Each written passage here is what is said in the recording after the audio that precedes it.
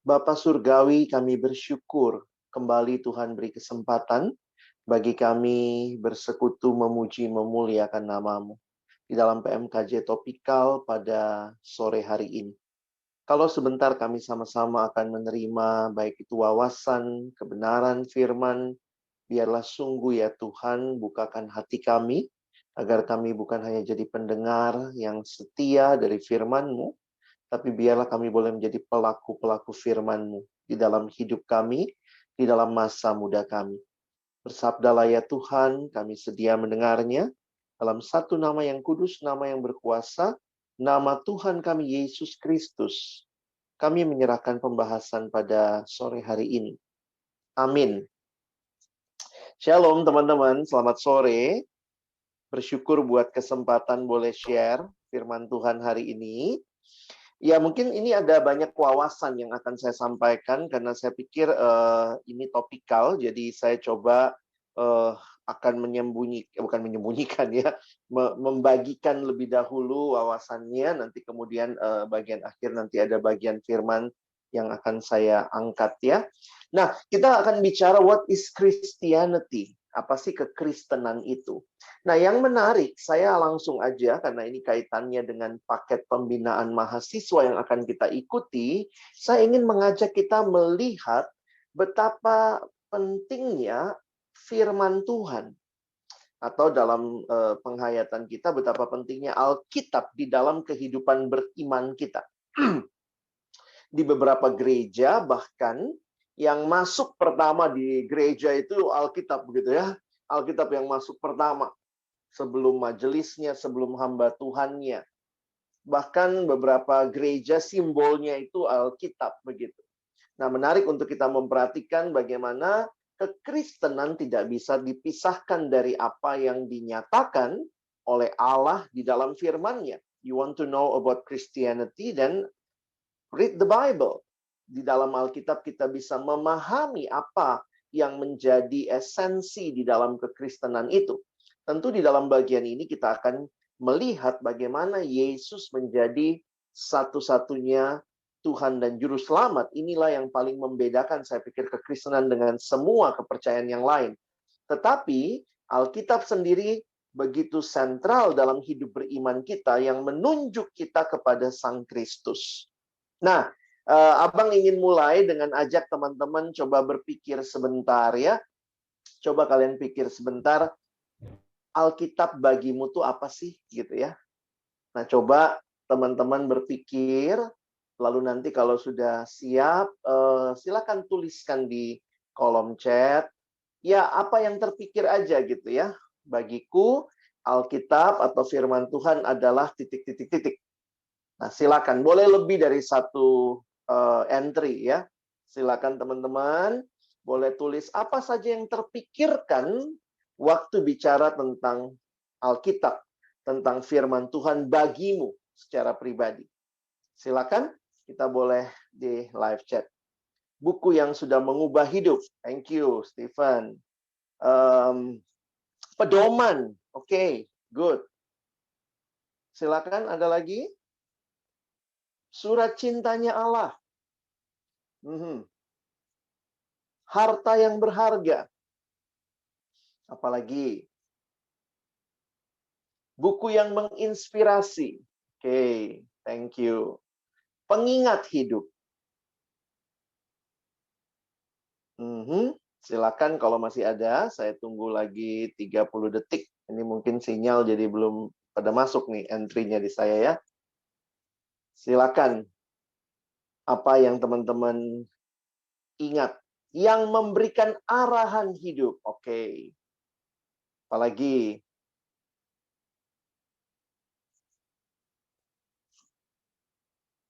Nah, baik. Terima kasih ya Bu yang sudah memberikan masukan maupun yang mungkin masih ngetik nanti akan keluar juga gitu ya. Baik. Nah, teman-teman yang dikasihi Tuhan, muncul pertanyaan sebenarnya secara sederhana begini ya. Kalau kita bicara Alkitab dengan semua yang kalian sampaikan tadi, kalau begitu Alkitab ini tentang siapa? Tentang siapa? Tentang manusia atau tentang Allah? Ya. Nah, kita akan melihat atau kita akan coba melihat bagaimana mengerti dan memahami firman Tuhan dalam hidup kita, bagaimana bisa memahaminya dengan lebih utuh. Tentu tidak mudah ya menjawab pertanyaan ini, Alkitab tentang Allah atau tentang manusia. Tapi saya ingin mengajak kita melihat, karena dari jawaban-jawaban kalian, ini pedoman, ini surat cintanya Tuhan, ini yang mengubahkan hidup, ya tidak bisa lepas, ini adalah bagian yang kita nikmati sebagai manusia. Tapi di sisi lain juga, ya teman-teman yang bilang ini surat cintanya Allah, begitu ya. Kita sedang akan melihat bagaimana kaitan antara keduanya. Di dalam kekristenan, posisi Alkitab saya katakan tadi sangat sentral. Kalau ditanya, dari mana tahu Yesus mati bagi kita? The Bible tells me so. Dari mana tahu Tuhan mengasihimu? Ya dari Alkitab. Bagaimana tahu bahwa Yesus pasti akan datang kedua kali? Ya dari Alkitab begitu. Sehingga setiap kali berbicara kekristenan tidak akan lepas dari Alkitab. Begitu kamu copot Alkitabnya dibuang, maka nggak ada kekristenan. Karena kekristenan yang kita miliki adalah kekristenan yang bersumber dari apa yang Allah nyatakan di dalam firman-Nya, di dalam Alkitab. Nah, menarik untuk memperhatikan bagaimana sepanjang sejarah. Nah, ini sebenarnya survei sejarah ya, yang saya ingin ajak kita lihat bagaimana survei sejarah tentang penggunaan Alkitab. Tentang bagaimana umat Allah berinteraksi dengan Alkitab, dan bagaimana Alkitab pun menyatakan dirinya. Kenapa teman-teman? Tetap harus kita ingat, Alkitab adalah firman Allah. Kalau Allah yang hidup itu adalah Allah yang menyatakan diri di dalam firman-Nya, Allah yang menyatakan diri lewat firman-Nya, maka ketika kita membaca firman itu terjadi interaksi di situ. Ya. Ini bukan sekadar seperti baca novel, ini bukan sekadar seperti kita lagi baca laporan sejarah, atau sekadar baca berita, tetapi kita menghayati bahwa ada Allah yang berbicara, dan ada kita yang berinteraksi dengan firman Allah, dan interaksi itu membawa perubahan dalam hidup. Karena itu sekali lagi kalau kita tadi bicara Alkitab itu buat kita apa, Abang hanya ingin menunjukkan kepada teman-teman bahwa begitu banyak spektrum yang kita bicara dari ini adalah firman Allah, sampai ini adalah sesuatu yang mengubah hidup kita. Dan ini kedua-duanya tidak salah. Nah, karena itu saya bersyukur dengan berbagai pendekatan, dan saya memilih pendekatan sore hari ini yang diambil dari buku yang ditulis oleh Michael Horton. Michael Horton menulis sebuah buku dengan judul Core Christianity. Ini salah satu buku yang lebih belakangan terbit. Jadi ini bukunya Core Christianity. Sudah dalam bahasa Indonesia. Kalau kalian tertarik, silakan cari. Semua ini ada di Tokopedia ya. Saya nggak jualan di sini, tapi maksudnya bisa dicari. Sekarang kan Tokopedia atau yang online shop yang lain juga ya. E-commerce, kalian bisa dapat buku-buku ini dengan mudah begitu ya. Kalau murah sih belum tentu ya, tergantung harganya. Nah, ini menarik pendekatan Michael Horton dalam buku ini. Dia mencoba memberikan penghayatan kepada 4 hal penting yang saya sekali lagi katakan ini tanda kutip merangkum apa yang sebenarnya menyatakan interaksi umat Allah dengan kitab suci. Ya, saya coba menghayati ini 4 hal yang merangkum sebenarnya bagaimana interaksi umat Allah dengan kitab suci, yang menurut saya inilah yang seharusnya terjadi. Ya, dia membaginya, dia menggunakan pendekatan dengan istilah 4D. Ya, memang 4D dalam bahasa Inggris ya. 4D. D yang pertama adalah drama. Jadi Alkitab dilihat sebagai kisah drama.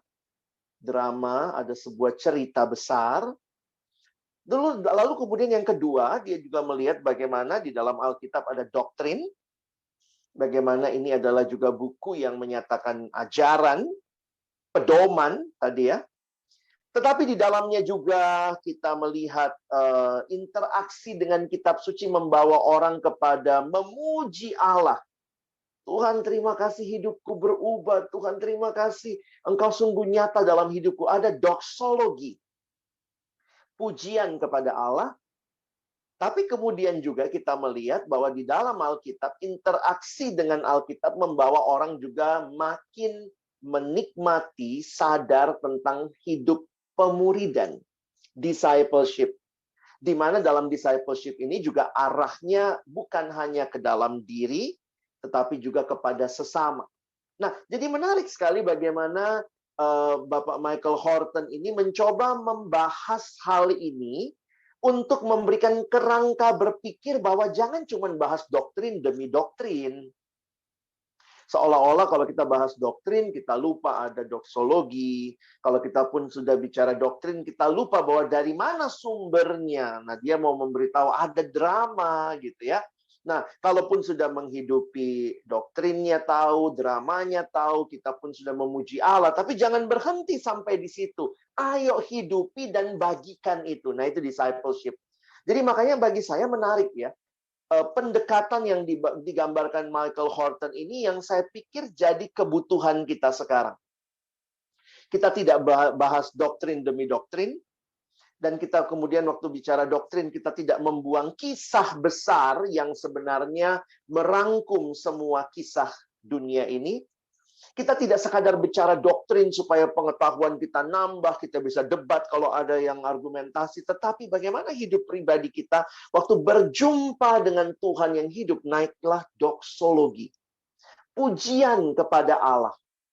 Dan akhirnya juga muncul dalam hidup yang memuridkan, jadi murid dan memuridkan. Jadi saya sangat senang waktu buku ini terbit dalam bahasa Inggris pertama ya, Abang pelajari dalam bahasa Inggris, lalu kemudian sudah diterjemahkan ke bahasa Indonesia. Di KTB kami, saya dan Bang Ray, di KTB staff kami pernah bahas juga buku ini untuk melihat kerangka berpikir yang saya pikir ini penting untuk kita membahas kalau sekarang bicara doktrin. Kenapa? Karena doktrin seringkali hanya dibahas sebagai doktrin. Terpisah dari drama, terpisah dari doksologi, bahkan terpisah dari discipleship. Kita mau bahas doktrin untuk apa? Sekedar untuk debat, untuk tahu, untuk kelihatan lebih pintar dari orang lain. Saya pikir we miss the point of knowing God through the scripture. Makanya survei sejarah ini mengajak kita melihat bagaimana menempatkan kitab suci yang adalah kisahnya Allah, tetapi di dalamnya tentang kita juga yang Allah libatkan dan tentang dunia ini di mana Allah utus kita untuk hadir dan memuridkan. Nah, jadi sekali lagi saya rekomendasi sekali buku ini. Kalau kalian tertarik bisa coba cari. Dan nanti bisa pelajari pendekatannya. Nah, pendekatan ini yang akan kami gunakan di dalam pelayanan PMKJ. Ya, pelayanan PMKJ ke depan akan menggunakan pendekatan ini untuk membahas doktrin. Nanti kita masuk ke paket pembinaan mahasiswa, kita akan belajar banyak doktrin-doktrin, tetapi mari kita tidak lupa kerangka ini. Drama, doktrin, doksologi, dan discipleship ya. Nah, Abang coba masuk satu-satu, tapi kalian tangkap dulu ide besarnya. Nanti kalau agak nggak ngerti Bang, nanti kalian bisa bertanya nanti ya. Nah, saya mau aja kita lihat dulu drama. Apa sih maksudnya dengan drama? Ya, ketika kita bicara drama, maka definisi yang sederhana atau penjelasan sederhana, tapi sebenarnya ini kalimat-kalimatnya sangat padat ya. Ini kalimat buku ya. Nah, kalian bisa lihat itu. Allah menyatakan siapa dirinya bukan dengan ide-ide yang mengawang-awang, tetapi dengan kisah nyata yang membumi. Oh, menarik ya. Alkitab kita itu isinya tentang ceritanya Allah. Allah yang mulai mencipta bumi ini, gitu ya. Kalau kita lihat di dalam Kejadian, begitu. Dan Allah atau Alkitab menyatakan drama yang terbentang mulai dari penciptaan, kejatuhan, lalu kemudian dibawa keluar dari perbudakan dosa, ditebus, lalu terus berlanjut sampai ciptaan baru, dengan intinya atau pusatnya ada pada Kristus dan bagaimana segala sesuatu yang dirancang Allah mengarah kepada penebusan di dalam Kristus. Nah, Coba Abang ajak kita melihat sebentar ya, bahwa sadar atau tidak, sebenarnya setiap orang di dalam dunia ini, setiap orang dalam dunia ini sedang menghidupi sebuah cerita. Kamu sadar atau tidak, you are living a story. Kita sedang menghidupi sebuah cerita. Bahkan, apa yang menjadi makna dalam semua aktivitas kehidupan, pilihan-pilihan kehidupan, sebenarnya itu terkait sekali dengan cerita apa yang sedang kita jalani. Contoh, kalau ceritamu adalah tentang uang, maka ditanya, ngapain kuliah sekarang? Supaya nanti bisa lulus, bisa dapat kerja, lalu punya banyak uang. Jadi kuliahmu pun kamu lihat dalam cerita besar, saya lagi berjuang supaya bisa jadi orang kaya. Oh, ada orang yang cuma cita-citanya segitu. Ada yang bisa melihat lebih jauh lagi gitu ya. Ini bukan sekadar jadi kaya. Saya mau hidup bermakna bagi orang lain. Nah, bisa lihat begitu ya. Jadi sebenarnya kita ini sedang menghidupi sebuah cerita. Jangan-jangan kamu kuliah kenapa? Saya ingin membanggakan mamaku, bapakku, keluarga kami di kampung belum ada yang pernah jadi sarjana. Sayalah yang pertama. Mungkin begitu ya. Jadi sebenarnya sadar atau tidak, kita sedang menghidupi sebuah cerita. Dan ingat, cerita itu memberi makna kepada seluruh hidup kita. Makanya Bapak Timothy Keller mengatakan kalimat ini. Orang tidak bisa membuat apapun menjadi sesuatu yang masuk akal atau meaningful, punya arti, tanpa menempatkannya di dalam semacam alur cerita. Pasti hidupmu kau tempatkan di dalam semacam alur cerita, dan melalui cerita itulah kamu melihat. Cerita itu seperti jadi kacamata engkau melihat seluruh hidupmu. Nah, dari mana cerita ini? Nah, cerita ini sih bisa dari mana? Dari orang tua kita. Nggak ada ya mama-mama, bapak-bapak yang lesin anaknya matre. Tapi jangan-jangan cerita-cerita yang mereka sampaikan tanpa sadar bikin kamu matre. Misalnya datang arisan, lalu mama bilang gini, lihat itu anak tulangmu, itu namanya berhasil, lihat mobilnya. Oh, masuk itu di pikiranmu. Bikin mama bangga, lihat mobilnya. Oh, harus punya materi, harus punya mobil. Jadi kadang-kadang cerita itu tanpa sadar kita hidupi, kita bagikan, kita boleh jadikan sebuah cerita yang membentuk hidup kita. Apalagi kalau kamu menjadikan orang tuamu tujuanmu, maka kamu akan membanggakan orang tuamu dengan apa? Wah, saya mau punya mobil kayak anaknya si tulang. Misalnya begitu. Itu namanya sukses, kata Bapak. Lihat, baru pulang S2 dari luar negeri. Kau S2 dari mana? Dari kampung gitu ya. Enggak. S2-nya harus dari luar negeri. Lebih bahagia lagi kalau dari luar bumi. Wih, lebih hebat. Jadi ada cerita yang tanpa sadar kita saling berbagi dari keluarga, dari budaya. Apa sih artinya sukses? Buat orang Batak, apa artinya sukses? Buat orang Jawa, apa artinya sukses? Buat orang Ambon, orang Manado, orang Chinese, apa artinya sukses? Ada cerita dari culture kita, ada cerita dari pendidikan kita, latar belakang kita. Masa anak SMA negeri nggak masuk kuliah di PTN negeri? Itu kan cerita yang kita sedang bawa. Sehingga kayaknya nista banget gitu kalau nggak lolos di perguruan tinggi negeri. Padahal kita anak negeri katanya. SMA-nya dari negeri. Jadi itu kan cerita yang kita bawa. Dan cerita itu mempengaruhi kita. Nah, di dalam dunia sebenarnya kalau mau bicara cerita yang paling utama itu cuma dua. Apakah kamu percaya ada Allah atau kamu tidak percaya ada Allah?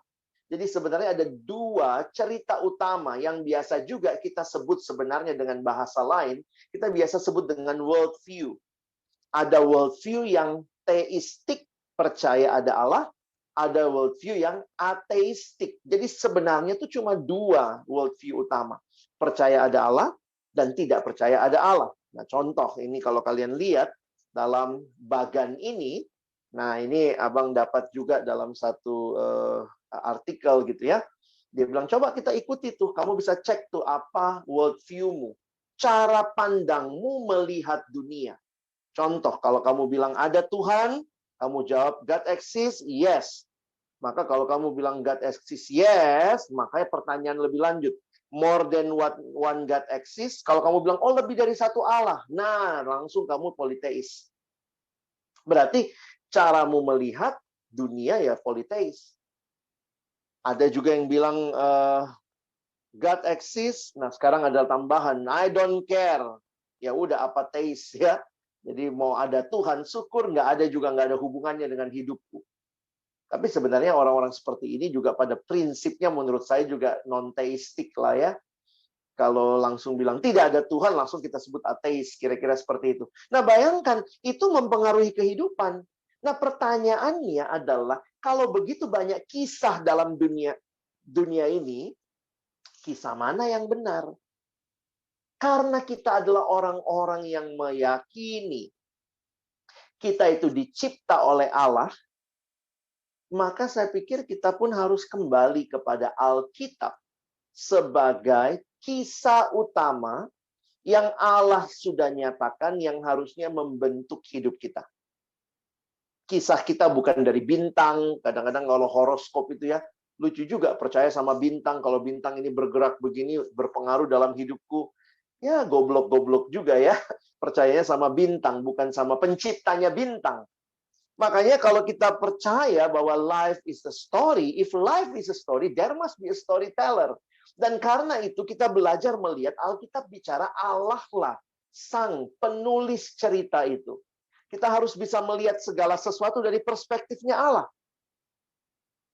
Makanya beberapa buku yang kami terjemahkan, salah satunya adalah buku ini ya, Gambar Besar dari Allah. Nah, mungkin kalian sudah sering dengar juga. Sebenarnya apa sih ceritanya Allah? Kalau Alkitab itu diperes begitu rupa, memang sih di dalamnya ada kisah Yusuf, ada kisahnya Daud, ada kisahnya Abraham. Tetapi kalau kita lihat, ini bukan sekadar kisah Yusuf, bukan sekadar kisah Daud, bukan sekadar kisah Abraham, bukan sekadar kisah Paulus, tetapi ini adalah kisah besarnya Allah yang waktu kita peres, kita bisa lihat ada sebuah cerita besar yang sedang membentuk atau ada di dalam Alkitab kita. Paling tidak, nah beberapa teolog banyak yang pakai pendekatan ini, ada yang mengatakan Alkitab itu sebuah drama, sebuah cerita 4 babak. Sering dengar ini kan? Creation, fall, redemption, consummation, atau ada yang pakai istilah glorification. Nah, pendekatan ini juga banyak yang pakai karena memang melihat bahwa Alkitab ini sedang bicara tentang Allah menciptakan. Allah mendirikan kerajaannya. Lalu terjadi pemberontakan dalam kerajaan itu. Lalu kemudian terjadi penyelamatan dimulai dengan sang raja memilih Israel. Lalu kemudian rajanya datang sendiri. Tapi kemudian rajanya kembali ke surga kan? Yesus naik ke surga. Lalu kita diminta memperluas kerajaan itu. Dan dia berjanji akan datang kali yang kedua.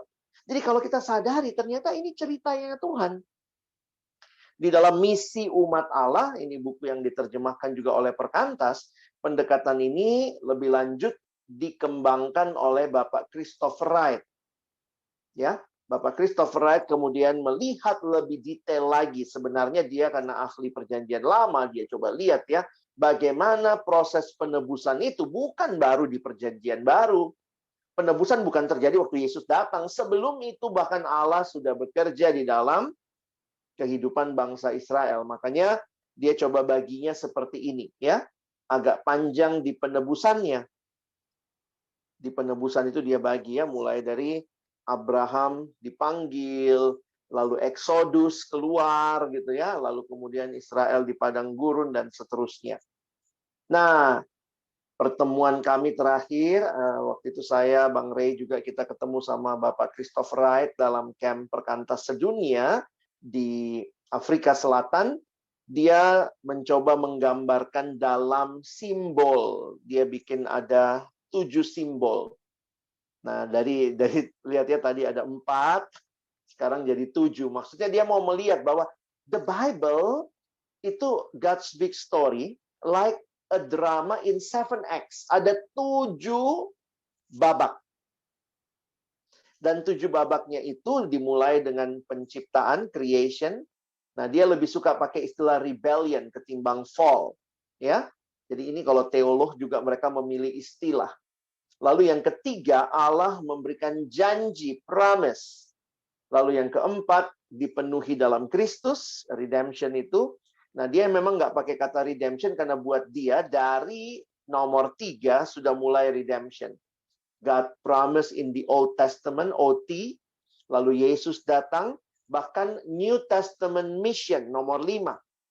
Dan nanti Tuhan akan datang kembali, dan waktu dia datang kembali, dia akan membenarkan segala sesuatu, terjadi judgment. Dan akhirnya dia lebih senang menggunakan istilah new creation ketimbang consummation. Karena akan terjadi semua akan menjadi baru, dibaharui di dalam kedatangan Kristus yang kedua kalinya. Jadi menarik ya. 7X. 7 babak. Kalau kalian lipat 2, maka creation ketemu sama new creation. Yang rusak dalam dosa rebellion akan di judgment, itu tandanya dicentrang ya. Lalu Old Testament mission, Old Testament promise, New Testament mission, kalian lipat, di pusatnya ada Kristus. Nah, jadi sebenarnya menarik sekali melihat pendekatan ini, bahwa ini bukan sekadar ceritanya manusia. Kadang-kadang kalau kita lihat Alkitab, oh ini tentang saya. Ini bukan sekadar tentang kamu. Tetapi ini adalah ceritanya Allah. Dan bukan hanya cerita. Bapak Christoph Wright mengatakan, this is not only a story, but this is God's word. Karena ini adalah firman Tuhan.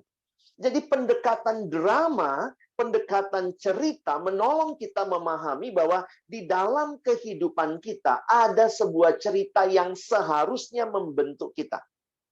Bukan sekadar kisah keluarga kita, kisah masyarakat culture kita, harusnya kita dibentuk oleh cerita Allah ini.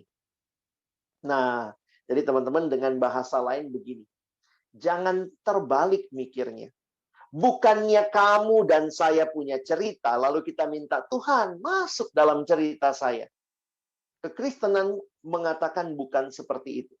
Kalau kalian membaca kitab suci sejak awal, maka kalian melihat ini bukan kisahnya kita, lalu Tuhan kita undang terlibat. Tetapi ini kisahnya Tuhan yang justru mengundang engkau dan saya terlibat di dalam kisahnya.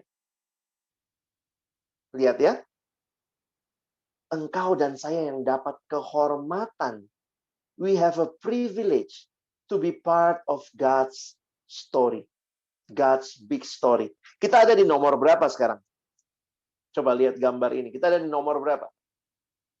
Ya nomor 5 kan? Ya kita belum ke judgment, belum ke new creation. Ya kita juga tidak ada di dalam rebellion. Kamu bilang, oh aku di rebellion bang, deket si ular. Enggak lah ya. Kita ada di nomor 5. Sehingga dengan menyadari judulnya saja, kita sekarang ada di dalam sebuah misi. Dan ini bukan misi kita, tapi ini misinya Allah. Jadi, dengan memahami God's big story, kita seharusnya mengerti keberadaan kita bukanlah tanpa arti atau tanpa sebab. Karena kita ada di dalam cerita ini, Tuhan yang bawa masuk kita ke dalam cerita ini, Tuhan mau kita ikut berbagian di dalam kisahnya. God's big story menempatkan kita sebagai partisipan dalam cerita Allah. Apa yang kita lakukan harus dilihat sebagai bagian dari keseluruhan kisah Allah di dalam dunia ini. We need to find our place in God's story. Kamu sadar tempatmu di dalam cerita Allah. Kamu sadar kamu di dalam misinya Allah. We are on a mission from God and we are participating in God's mission. Teman-teman, saya lagi membayangkan ya. Tuhan punya cerita. Dia sutradaranya. Lalu dia panggil kita masuk dalam cerita itu. Jadi, kalau kita membayangkan Alkitab ini naskah dramanya. Kamu mau hidup, mengerti kisahnya Tuhan, menjalani kisahnya Tuhan, rajin-rajin baca naskahnya. Di dalam naskah inilah kamu mengerti bahwa cerita ini ada awalnya dan ada akhirnya. Dan kamu pun bisa percaya, you can trust God to write your story. Jadi, dari sini teman-teman bisa melihat ya, seluruh Alkitab adalah kisahnya Allah yang mengundang kita masuk di dalam kisah itu. Bayangkan begini ya, ada penulis drama Korea terkenal. Wah, penulis drama Korea terkenal, lalu dia bikin cerita, lalu dia minta kamu jadi pemeran utama dalam ceritanya. Wah, dia datang ke tempatmu, dia kasih naskahnya. Ini naskahnya. Kalau kamu mau jadi pemeran yang baik, harus rajin-rajin baca naskahnya. Karena ini bukan ceritamu. Ini ceritanya Allah yang mengundang engkau. Karena itu kita harus juga belajar membaca Alkitab sebagai sebuah cerita. Kisah yang ada awal sampai akhir. Dan kita melihat bagaimana Allah bekerja. Di PMKJ makanya kita membiasakan membahas eksposisi Alkitab. Bukannya PMKJ nggak suka topikal, tapi kita ingin mengajak teman-teman belajar melihat cerita Allah. Baca kitab itu utuh. Kamu bisa lihat kitab ini tentang apa. Lalu nanti kita sekarang lagi bahas Yeremia ya. Tapi mari lihat juga di mana posisi Yeremia dalam kisah besarnya Allah. Di nomor berapa Yeremia? Kalau begitu Yeremia lagi menunjuk kemana? Kita bilang, oh Yeremia Old Testament Promise. Maka Old Testament Promise tidak berakhir pada kitab Yeremia. Kita harus lihat di mana Kristus ditunjukkan di dalam bagian itu. Jadi, teman-teman kalau kalian rajin ikut PMKJ, saya pikir kita udah terbiasa lah melihat Alkitab sebagai sebuah kisah utuh. Kalau bahas ayat, ya bahas tuh dari ayat 1, 2. Kita belajar melihatnya sebagai sebuah kisah yang utuh. Oke, itu drama. The Bible is like a drama dengan ada 7 acts. Ini bukan kisah kita, tapi kisah Tuhan yang mengundang kita. Selanjutnya, doktrin. Nah, apalagi nih Bang? Penjelasan dalam buku Michael Horton, dia bilang gini, drama itu yang menghasilkan doktrin tertentu. Sesungguhnya jauh dari tidak relevan dan abstrak, justru doktrin itulah yang menunjukkan arti drama itu bagi kita. Mungkin kalian tambah bingung, maksudnya apa sih Bang? Begini deh. Kalau kamu lihat cerita Alkitab dari awal sampai akhir, itu tentang Allah punya rencana, dia memulai, menciptakan, lalu kemudian jatuh dalam dosa, tapi Allah tidak berhenti, dia kirim anaknya, sehingga akhirnya semua akan kembali seperti yang Allah rancangkan. Itulah the drama, the whole story. Tetapi bagaimana hal itu terjadi? Bagaimana mungkin prosesnya, tahapannya, bagaimana kita melihat kebenaran ini terjadi? Maka itu yang disebut dengan doktrin. Doktrin itu sebenarnya adalah kesimpulan dari apa yang sedang terjadi di dalam cerita itu. Nah, sebenarnya begini deh, Abang kasih contoh ya. Gereja mula-mula punya Alkitab. Ya, paling tidak kita lihat Alkitab sudah ada juga, walaupun belum dikanonkan, tetapi sebenarnya gereja mula-mula sudah punya Alkitab sebagai firman Tuhan. Paling tidak dia punya perjanjian lama, dan kemudian tulisan-tulisan rasul, kitab-kitab Injil, dan kemudian di dalam konsili Kartago 395 punya Alkitab seperti yang kita miliki sekarang. Nah, lalu kemudian gereja merasa di dalam Alkitab ini yang adalah cerita yang utuh, tetapi mereka juga melihat bagaimana mengerti tentang Allah yang seperti apa. Karena itu, doktrin yang mula-mula gereja miliki, doktrin yang mereka miliki yang paling sederhana yang kita lihat dalam sejarah gereja adalah mereka punya pengakuan iman rasuli. Jadi lihat ya, ada cerita Allah datang dari awal mencipta sampai nanti ada lagi dia akan membaharui segala sesuatu. Tetapi kemudian mereka coba melihat bagaimana mengenal Allah ini. Dia Allah yang seperti apa? Maka perhatikan secara sederhana, gereja mula-mula berusaha menyimpulkan apa yang mereka kenal tentang Allah di dalam pengakuan iman rasuli. Kalau kalian perhatikan baik-baik pengakuan iman rasuli, ini doktrin awal yang paling sederhana dari kekristenan adalah tentang Allah Tritunggal. Ya. Lihat deh pengakuannya. Aku percaya kepada Allah. Yang kedua, dan kepada Yesus Kristus. Yang ketiga, aku percaya kepada Roh Kudus. Kenapa Yesusnya banyak penjelasannya? Karena sebenarnya di dalam masa itu, pengakuan ini lahir sebagai respon orang yang meragukan tentang Yesus. Jadi kemudian, gereja merasa perlu memberikan kesimpulan tentang pengajaran tentang Yesus. Makanya gereja membuat pengakuan iman rasuli, dan ini kira-kira ya di abad ini sekitar abad kelima ya, pengakuan iman rasuli yang kita miliki itu kira-kira dimiliki gereja kira-kira sekitar abad kelima sebenarnya. Jadi kalau ada yang bilang ini pengakuan iman yang dibuat para rasul, sebenarnya tidak tepat. Jadi pengakuan iman rasuli ini baru ada dengan formula seperti itu kira-kira abad kelima.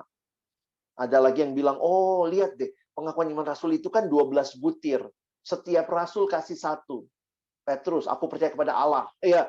Lalu kemudian nanti yang berikut, Bapa yang Maha Kuasa, Yohanes gitu ya. Nah, itu orang mengada-ngada gitu. Pengakuan iman rasuli katanya rasul-rasul yang buat. Ini adalah pengakuan iman yang didasarkan pengajaran rasuli, bukan dibuat oleh para rasul. Jangan salah ngerti ya. Kalau kamu belajar sejarah gereja, dia ketawain nanti. Ini bukan dibuat para rasul, lalu tiap orang sumbang satu. Berarti ada dong sumbangannya Yudas. Dan hidup yang kekal, yang terakhir. Enggak gitu ya. Nah, jadi ini yang gereja berusaha mencoba memahami tentang siapa sih Allah Tritunggal itu. Dan mereka memberikan, ya nanti kalau bahas Allah Tritunggal, kita bisa lihat ya, gambarannya, ya, mereka tidak sanggup menjelaskan, hanya ini yang mereka bisa sampaikan. Jadi, secara sederhana, doktrin itu adalah kesimpulan pengajaran berdasarkan kitab suci, yang adalah drama yang besar tadi. Makanya, ketika gereja berusaha menyimpulkan, seperti apa sih Yesus? Di perjanjian lama ada nggak mereka lihat? Mulai dari kitab Kejadian. Ada nggak Yesus di perjanjian lama ya? Oh, nggak ada di sini. Tapi ada konsep tentang Kristus. Oh, bahwa nanti keturunan perempuan ini akan meremukkan kepalamu, hai ular. Nah, lalu lihat lagi kitab Kejadian, Keluaran, Imamat, terus sampai Wahyu, siapa Yesus, dan disimpulkan, itu namanya doktrin. Seluruh Alkitab engkau harus lihat sebagai cerita, tetapi di dalam seluruh cerita itu engkau bisa menyimpulkan beberapa bagian tentang, misalnya tentang Allah, tentang penebusan. Gimana penebusan ya? Ada nggak konsep penebusan di kitab Kejadian? Makanya doktrin itu selalu harus mensurvei seluruh bagian Alkitab. Makanya di dalam sejarah kita sampai hari ini pun memiliki doktrin-doktrin yang kokoh. Beberapa buku-buku doktrin yang baik, misalnya ini ya. Nah, ini buku terbarunya dari Wayne Grudem. Dia sudah terbitkan buku ini beberapa tahun yang lalu, dan ini versi yang paling update yang terbaru. Ini penting kalau kalian tertarik belajar doktrin, nah pelajari buku ini ya, Systematic. Nah, memang bukunya tebal banget ya, kayak bantal gitu ya. Wah bang, saya bukan mahasiswa teologi, ya gimana dong? Ada yang simple? Nggak ada. Jadi Wayne Grudem ini kan tulis buku setebal bantal ini. Lalu anaknya mungkin bilang, aduh papa, panjang banget sih. Anaknya berusaha menyimpulkan. Dan anaknya membuat buku yang lebih tipis. Judulnya Kebenaran yang Memerdekakan, yang sebelah kanan itu ya. Nah, si Wayne Grudem ini, anaknya bikin buku ini menyimpulkan dari buku tebal bapaknya, dan dia coba simpulkan doktrin-doktrin dasar. Nah, buku yang lain yang bagus juga adalah buku Kebenaran-Kebenaran Dasar Iman Kristen yang diterbitkan oleh Saat dengan penulis Bapak R.C. Sproul ya. Nah, ini ya coba carilah ya kalau kalian tertarik ya. Ini saya masih punya sih ya.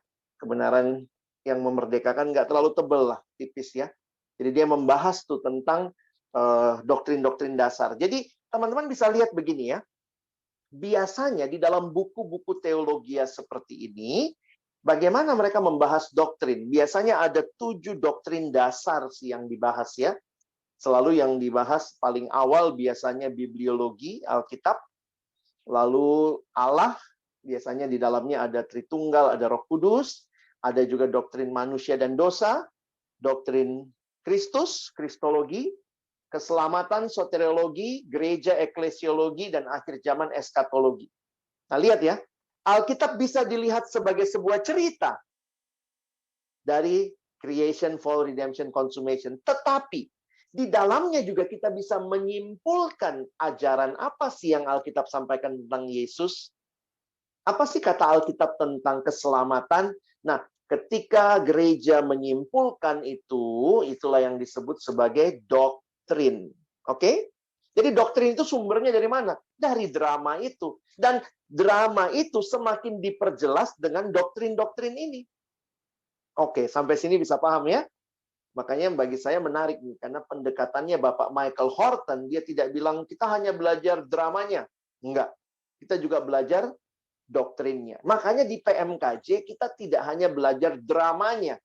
Kamu datang Bible study setiap minggu, kamu dapat dramanya. Kalian ngerti Alkitabnya dari awal sampai akhirnya seperti apa. Tetapi kamu juga belajar doktrin, ada PPM.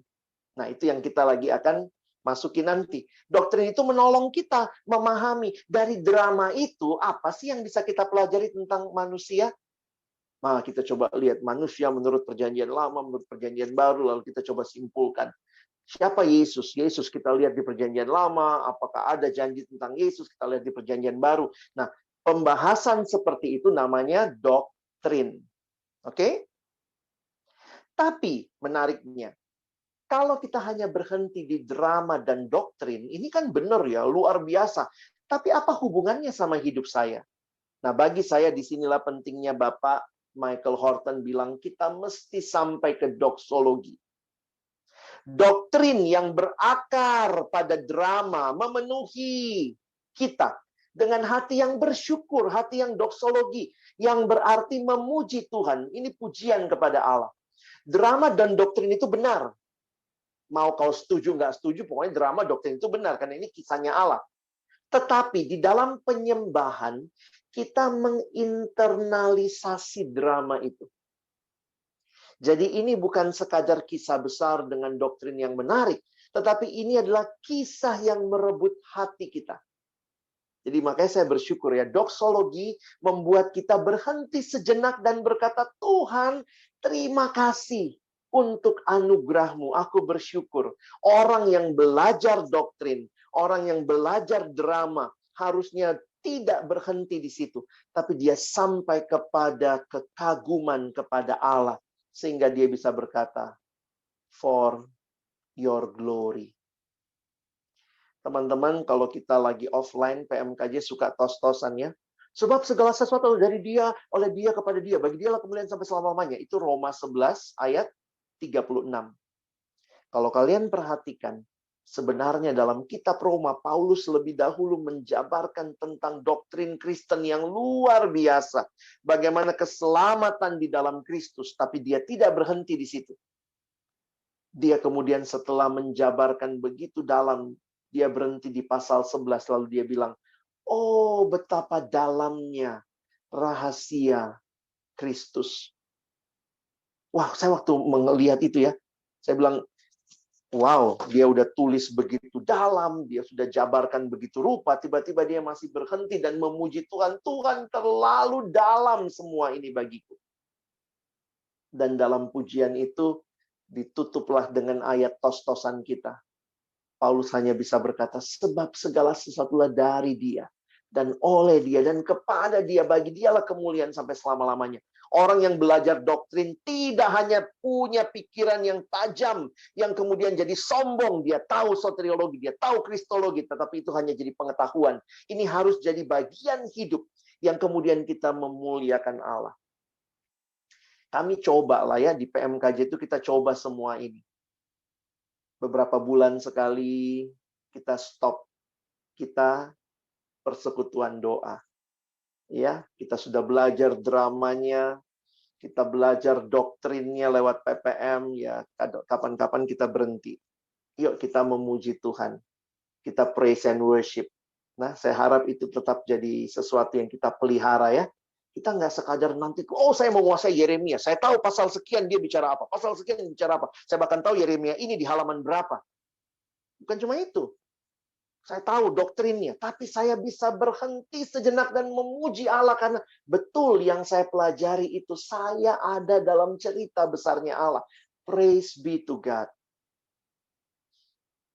Nah, dan sekali lagi saya sangat kagum dengan pendekatan Bapak Michael Horton. Bukan hanya drama, bukan hanya doktrin, bukan hanya kita bicara tentang doksologi, tapi dia mengatakan semua ini harus berakhir dengan discipleship. Ya. Tidak hanya berhenti, kita tahu banyak, kita memuliakan Tuhan, puji Tuhan, tapi dia ingatkan, doksologi menghasilkan buah kasih dan pekerjaan baik pemuridan. Kita berbalik keluar dari diri sendiri. Tadi kita memuji Allah, tapi sekarang kita memandang kepada Allah dengan iman dan menjangkau orang-orang di sekitar kita dengan kasih. Doktrin yang baik, doktrin yang dalam, tidak berhenti jadi pengetahuan, tetapi jadi kehidupan yang dibagikan, yang dimultiplikasikan, yang ditanamkan kepada orang-orang yang lain. Jadi saya berharap kita bisa memahami ya, bukan cuma belajar banyak, tahu banyak gitu ya, tapi akhirnya ini mempengaruhi studi kita ya. Gimana studi kita? Bagaimana doktrin pemeliharaan Allah? Allah yang providensianya sempurna. Yang saya puji providensianya, maka saya hidup menikmati providensianya. Saya memuridkan adik-adik kelompok kecil saya. Saya jadi pengurus yang melayani jemaat saya supaya mereka mengerti, menikmati providensia Allah. Kenapa? Karena saya sudah mengalami juga. Dalam studi nanti kalau kamu sudah kerja, bagaimana doktrin itu mempengaruhi pergaulanmu, relasi-relasimu gitu ya, termasuk kalau pacaran, kekudusan. Teman-teman, waktu Paulus menghadapi konflik dalam jemaat Filipi, ada dua perempuan yang berselisih, namanya Eudia dan Sintike. Wah, dua ini berantem ya. Waktu mereka berantem, kemudian apa yang Paulus sampaikan? Paulus menyampaikan doktrin kristologi di pasal 2. Filipi pasal 2. Dia katakan, ingatlah Kristus ya, yang walaupun dalam rupa Allah tidak memandang kesetaraan dengan Allah itu sebagai milik yang harus dipertahankan, melainkan telah mengosongkan dirinya sendiri dan mengambil rupa seorang hamba. Waktu saya memperhatikan, Paulus membahas doktrin itu yang relasinya dengan hidup. Bukan dia cuma bilang, oh kristologi, Yesus turun dari surga jadi manusia. Sebenarnya dalam kaitan apa Paulus bahas doktrin itu? Paulus lagi mengatakan di ayat 5, hendaklah dalam hidupmu bersama kamu menaruh pikiran dan perasaan yang terdapat juga dalam Kristus Yesus. Baru dia mulai. Yang walaupun dalam rupa Allah tidak menganggap kesetaraan, doktrin itu tidak pernah berakhir pada doktrin. Harus dalam hidup. Termasuk hidupmu kalau nanti berumah tangga ya. Jadi sebenarnya menarik nih, kalau kalian rajin PMKJ, kalian dapat paket lengkap lah ya. Dan bahkan kita sekarang juga bicara ya, kita ada doa-doa Nusantara. Kita mau pemuridan kita juga berdampak bagi Indonesia. Kita bukan hanya mau belajar banyak hal, Alkitabnya ngelotok, doktrinnya ngelotok, penyembahannya, puji Tuhan, tapi benar-benar hidup yang hadir di bangsa ini. Karena mengerti dengan jelas kalau doktrin keselamatanmu jelas, kamu makin jelas untuk bangsa ini. Doktrin kristologimu jelas, doktrin Roh Kudusnya jelas. Wah, itu kita rindukan ya. Jadi ini saya lagi promo PMKJ kali ya. Ya, itulah yang saya nikmati, kenapa saya juga bersyukur ada di pelayanan ini, karena kita lagi mencoba menolong teman-teman mahasiswa alami semua ini. Ya. Jadi waktu saya ketemu buku ini, kenapa abang senang dengan buku ini? Saya cuma bilang ini, Tuhan terima kasih, ini yang sudah kami lakukan. Cuma ada yang menyimpulkan dengan bahasa yang lebih gampang. Bible study kita menolong kita mengerti the Bible as a drama. Paket-paket pembinaan kita menolong kita memahami doktrin-doktrin penting iman Kristen. Jangan cuma berdiri di gereja, aku percaya akan kebangkitan tubuh. Apa maksudnya? Kata belajar doktrin. Aku percaya akan Roh Kudus. Roh Kudus yang mana? Yang bagaimana? Kita harus belajar doktrin Kristiani. Makanya saya bilang kesimpulan doktrin paling awal gereja adalah pengakuan iman rasuli. Aku percayakan pengampunan dosa. Yang mana pengampunan dosa? Kenapa harus diampuni? Itu jangan cuma mengaku hari Minggu, kamu ngerti doktrinnya. Dan kamu berhenti punya kesempatan memuliakan Tuhan. Karena semua doktrin itu benar. Bukan hanya dalam tataran knowledge, tapi dalam pengalaman hidup. Dan ada hidup yang jadi murid dan memuridkan. Kita berbagi. Dan itulah kesempatan kita berbagi di dalam pelayanan ini. Karena itu ke depan, kita akan masuk nanti ke doktrinnya lebih khusus. Teman-teman juga, ini pengantar ya untuk doktrin. Kita akan belajar di paket pembinaan mahasiswa. Paling tidak ini jadwal yang saya dapat dari pengurus, dari abang kakak, staff yang sudah menyiapkan semua ini. Nah, ke depan kita tidak hanya akan membahas model doktrinnya saja. Selama ini kadang-kadang cuma eskatologi gitu ya. Tapi ini dikaitkan dengan kehidupan sehari-hari ya. Misalnya itu Christ and Gospel Centered Ministry. Jadi dikaitin sama pelayanan. Jadi kita mau belajar juga. Nah, kami berharap ini akan seperti ini nanti bentuknya ya. Jadi bukan cuma belajar doktrinnya. Saya berharap nanti pembicara-pembicara paket pembinaan mahasiswa bisa memahami dan juga membagikan dalam kaitan yang lebih utuh. Kenapa? Kita tidak hanya bahas doktrinnya, kita juga mau kaitin sama hidup. Bulan Juli, kita bicara Roh Kudus. Dalam kaitan apa? Oh, itu bulan-bulan kita akan menyambut mahasiswa baru. Mari kita lihat bagaimana Roh Kudus dan penginjilan dan pemuridan, pneumatologi. Bulan September, mahasiswa baru masuk. Kita mau bicara Bible, bibliologi. Tetapi kita juga bahas Bible movement, keunikan persekutuan mahasiswa. Ya, jadi kita bahasnya bukan doktrin demi doktrin, tapi doktrin dalam kaitan dengan kehidupan. Bulan November, kita akan bicara pengharapan dan perjuangan. Kenapa? Karena kita tahu akhir cerita kita jelas, eskatologi. Nah, jadi kita kaitin dengan hidup saat ini ya, eskatologi. Jadi, ini kira-kira kesimpulan dari bukunya Bapak Michael Horton. Dia katakan begini, dengan hidup dalam drama ini, ditunjukkan oleh doktrin dan dibentuk oleh pengalaman penyembahan yang benar, kita dapat menghidupi peran kita dalam kisah itu, dimanapun Allah menempatkan kita. Ya, saya berharap pemuridan benar-benar jadi bagian kita. Abang tutup dengan ayat berikut ya. Ayat ini adalah ayat yang disampaikan Paulus bagi Timotius anak rohaninya di tengah-tengah menghadapi pengajaran sesat. Saya bersyukur lihat ayat ini karena semua yang kita bahas tadi saya lihat tersimpulkan dalam ayat ini. Lihat nasihat Paulus buat Timotius. 1 Timotius 4 ayat 16. Awasilah dirimu sendiri dan awasilah ajaranmu. Bertekunlah dalam semuanya itu, karena dengan berbuat demikian engkau akan menyelamatkan dirimu dan semua orang yang mendengar engkau. Bagi saya dua istilah ini penting. Awasi dirimu, awasi ajaranmu. Menarik ya. Paulus fokus kepada dua hal. Awasi dirimu, berarti kamu dan saya harus hidup benar-benar dengan baik, ya. Teladan dengan baik. Awasi dirimu berkaitan dengan moralitas. Tetapi juga awasi ajaranmu. Harus benar. Makanya pelajari, jangan cuma hidup baik. Hidup baik tanpa dasar yang benar, saya pikir juga cuma jadi hidup yang sekadar kelihatan baik. Paulus ingatkan Timotius, ajaranmu baik, ajaranmu benar, dirimu harus baik. Saya pikir itulah kerinduan kita ya. Kita tidak hanya membentuk orang dengan ajaran yang benar, tapi juga akhirnya teladan hidupnya baik. Karena itu harus sampai ke doksologi, harus sampai ke discipleship. Dan lihat tujuannya apa. Demi apa pelayan Tuhan harus membangun hidup yang baik dan benar? Perhatikan ayat yang sama ya. Ayat yang kita baca tadi. Paulus bilang apa? Bertekunlah dalam semuanya itu, karena dengan berbuat demikian engkau akan menyelamatkan dirimu dan semua orang yang mendengar engkau. Teman-teman saya rindu, pengurus-pengurus kampus di Jakarta. Saya rindu, pemimpin-pemimpin kelompok kecil pelayan-pelayan di PMK hidup baik, hidup benar.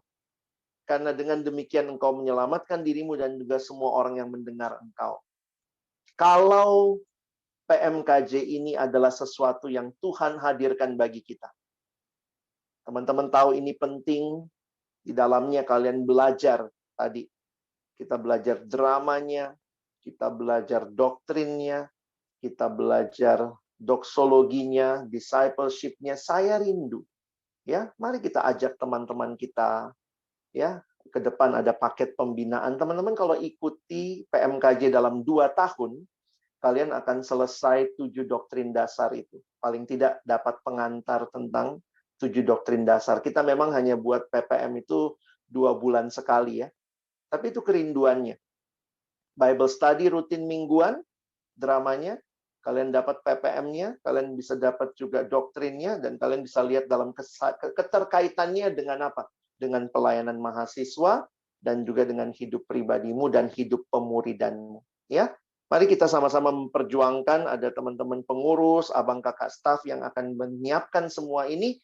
Kita berdoa ya, supaya ini bukan cuma jadi kegiatan rutin. Ada PMKJ, jangan lupa ajak temannya ya. Tapi buat apa? Kita tahu hari ini untuk membangun orang-orang yang hidupnya baik, hidupnya benar, dan Tuhan pakai jadi berkat.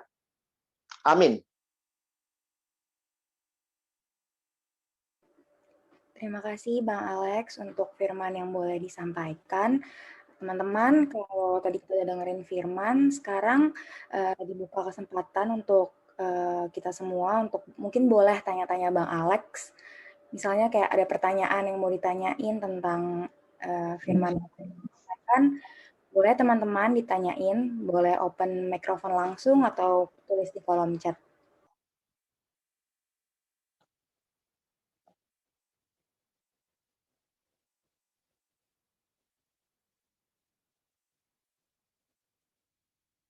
Ini ada pertanyaan Bang dari Gunawan. Sebenarnya apa penyebab dari pertikaian antar doktrin sekunder? Apakah karena kurang paham prinsip tadi? Hal yang sangat disayangkan itu menuduh gereja lain sesat, padahal secara doktrin primer seperti Tritunggal, Roh Kudus, dan lain-lain sama. Moral nggak mencong. Baik, thank you.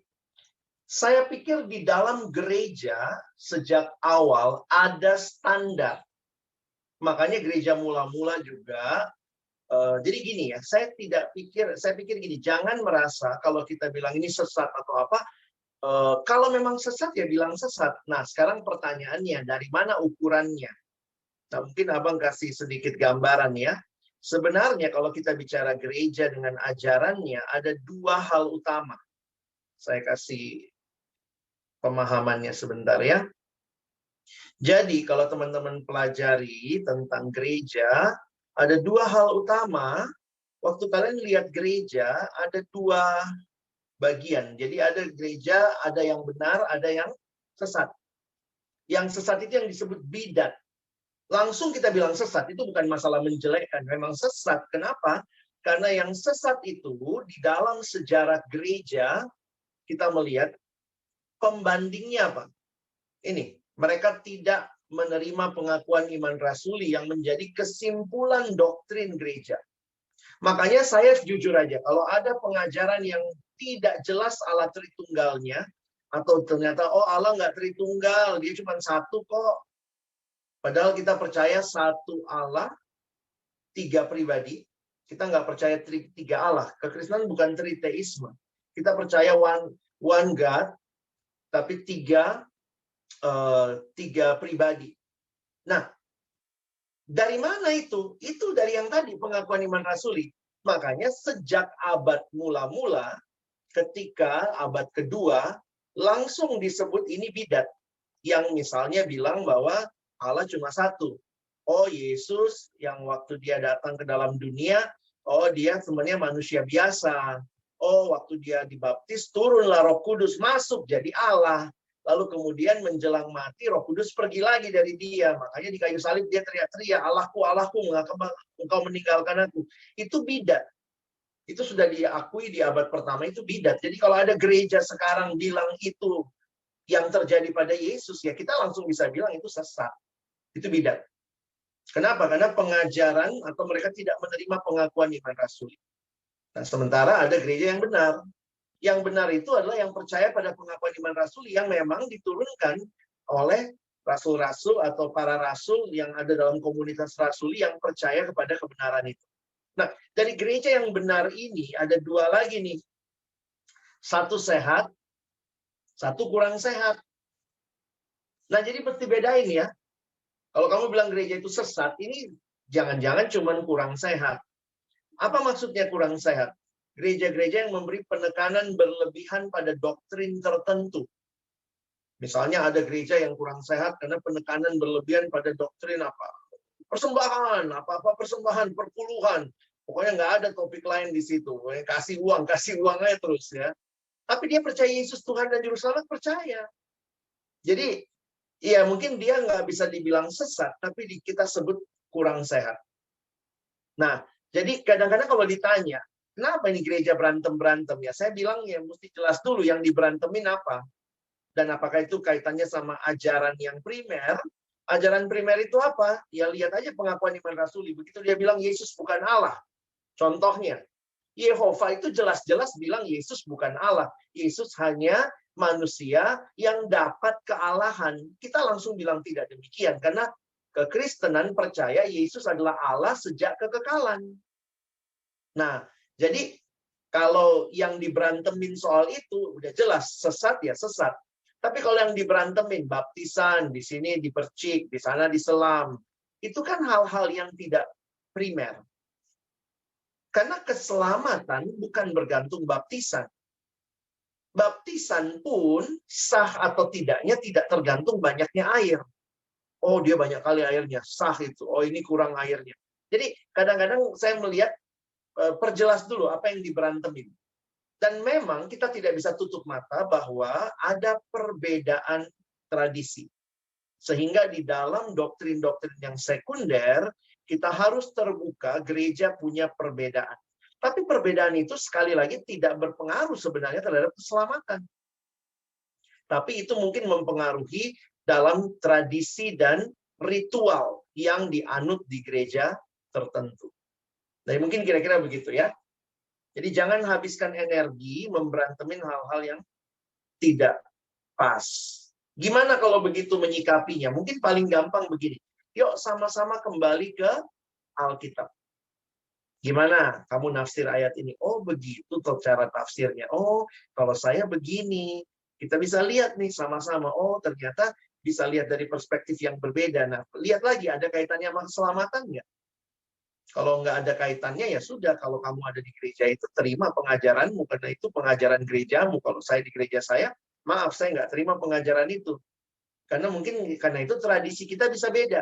Ada yang baptisnya diselam, ada yang baptisnya dipercik, ada yang di gerejanya ada bahasa roh, di sini nggak ada bahasa roh. Ada yang di gerejanya perjamuan kudus setahun 3 kali, yang di sini tiap bulan. Ada yang setiap kali ibadah dia perjamuan kudus, yang Katolik setiap misa dia perjamuan kudus. Jadi kita nggak berantemin hal-hal yang sekunder karena itu tergantung apa yang dihayati dalam gereja tersebut.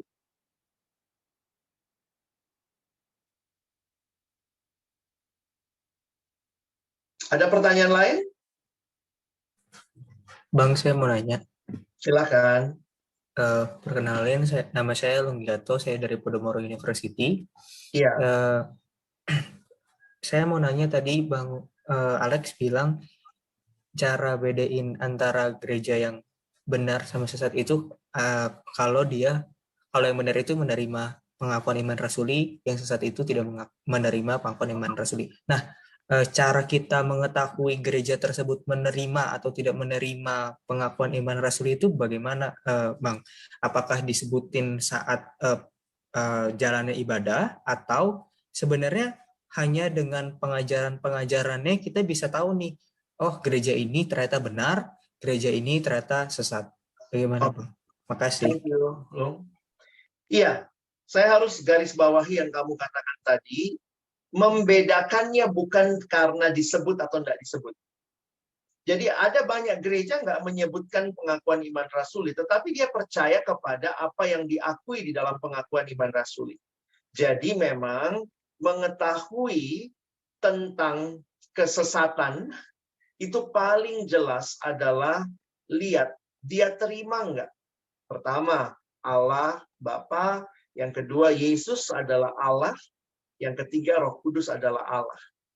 Jadi kita percaya kepada Tritunggal. Makanya sebenarnya sekarang kalau banyak perdebatan tentang Tritunggal, itu hanya mengulang apa yang sudah terjadi di abad pertama, yang di situ pun sudah dibilang itu bidat. Itu sesat. Misalnya, lihat Allah Tritunggal, pagi-pagi dia di rumah seorang bapak. Siang sedikit di kantor dia bos. Malamnya ketua RT. Jadi dia satu orang pakai 3 baju. Ada orang menjelaskan Tritunggal seperti itu di abad pertama sudah disebut bidat, karena itu disebut sebagai Sabellianisme. Seorang bernama Sabellius menjelaskannya seperti itu. Dan bapak-bapak gereja sudah menolak, nggak bisa, karena kalau begitu, siapa yang mati di kayu salib? Jangan pikir yang mati di kayu salib itu bapak ganti baju anak, lalu dia mati di kayu salib. Makanya kalau demikian, itu berarti satu yang ganti-ganti baju. Sementara kekristenan kita percaya satu Allah, tapi 3 pribadi. Bapa bukan anak, anak bukan Roh Kudus bukan Bapa. Nah, jadi seringkali kalau kita memahami, saya kembali kepada ajaran dasar ya. Yesus Tuhan dan Juru Selamat, Tritunggal, lalu juga perhatikan beberapa konsep tentang keselamatan. Ya, karena banyak juga sekarang begini, oh kamu kalau selamat harus dibaptis cara ini baru selamat. Saya dulu pernah digituin ya. Alex, kamu baptisnya apa? Oh, saya dibaptis waktu masih kecil. Hah? Masa? Oh gitu. Kamu diapain? Saya dipercik. Kepalamu aja yang masuk surga. Kalau kamu mau selamat harus jadi selamat itu percaya Yesus plus baptisan gaya tertentu. Jadi juru selamatnya 2, Yesus plus baptisan. Baptisan itu juru selamat. Enggak. Jadi kalau sudah ajarannya seperti itu, kalian harus waspada sebenarnya ya. Jadi hati-hati. Tapi ya kira-kira begitu. Thank you pertanyaanmu memperjelas bahwa bukan hanya masalah menyebutkan. Tetapi apakah, nah makanya memang mesti kenal sih ya. Mesti kenal. Sebenarnya ini ajarannya kayak apa. Ada yang nanya sama saya, Bang, ini gerejanya sesat nggak ya? Saya bilang, waduh, saya nggak gereja di situ, saya juga nggak tahu ajarannya. Tanya pendetanya, ajak ngobrol. Jadi Bapak percaya Yesus itu Tuhan atau bukan? Kalau dia bilang, oh enggak, Yesus itu manusia yang jadi Tuhan. Oh sorry, itu udah sesat. Kira-kira begitu. Aku lihat itu ada yang nyampurin dengan doktrin primer, misalnya bahasa roh atau mujizat kesembuhan dituduh dari Roh Kudus palsu. Gimana kita menyikapi orang-orang seperti itu? Karena berakibat penggalangan massa yang ngolok-ngolok gereja yang ada bahasa roh atau mujizat kesembuhan kalau kulihat.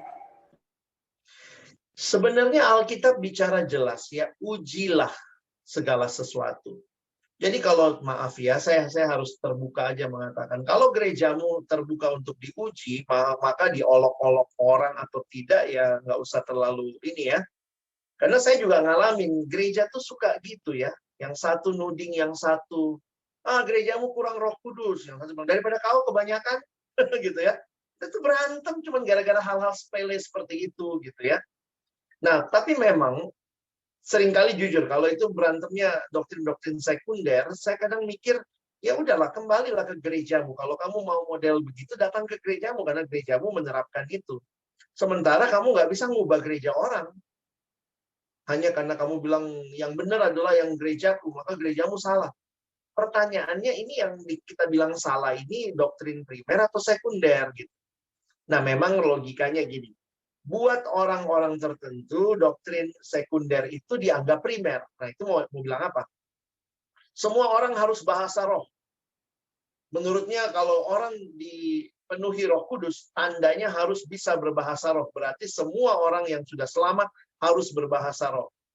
Dia jadikan itu doktrin primer, jadi bahasa roh jadi kewajiban. Makanya saya pikir ada gereja-gereja yang bilang enggak begitu. Berarti pendetamu ngajarnya nggak benar. Tapi di sini dia bilang ini yang primer. Nah, bagi saya selama dia primerin ya oke lah, nggak mesti diikutin juga. Tetapi bagi saya yang sudah bahaya kalau dia katakan kalau dia nggak bahasa roh nggak selamat.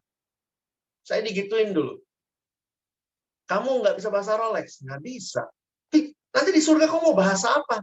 Masa pakai bahasa Indonesia di surga? Ya pakai bahasa roh lah. Kalau kemudian saya disuruh les bahasa roh, ikut les bahasa roh. Hah? Bahasa roh kok dilesin, itu kan karunia dari Tuhan. Terus ditambah lagi, kalau kau nggak bahasa roh, nggak bisa masuk surga. Karena di surga orang bahasa roh. Berarti dia sudah berkaitan, kalau saya nggak bahasa roh, saya nggak selamat. Nah, lihat kan? Jadi doktrin yang mungkin dianggap primer, tapi diangkat lebih tinggi lagi, dijadikan sama dengan syarat keselamatan. Nah, itu yang bagi saya, ya kalau kalian ada di gereja seperti itu, yang saling menuding, ya belajarlah untuk lihat. Makanya bersyukur ya kita di PMK ya, kita nggak terlalu ribut hal-hal kayak gitu ya. Kita lebih ribut siapa PKK-nya, ada PKK mundur, itu lebih ribut. Nggak apa-apa lah, itu lebih sesuai Alkitab. Tapi ya please, kalau ada concern dengan pengajaran, bagi saya begini, yuk kembali ke Alkitab, kita uji sama-sama. Coba kita lihat ayat ini bilang apa. Apa misalnya, kenapa kita beda? Kamu lihatnya dari mana sih? Nah, saya beberapa kali begitu, karena saya dapat anak kelompok kecil dari gereja yang beda dengan saya.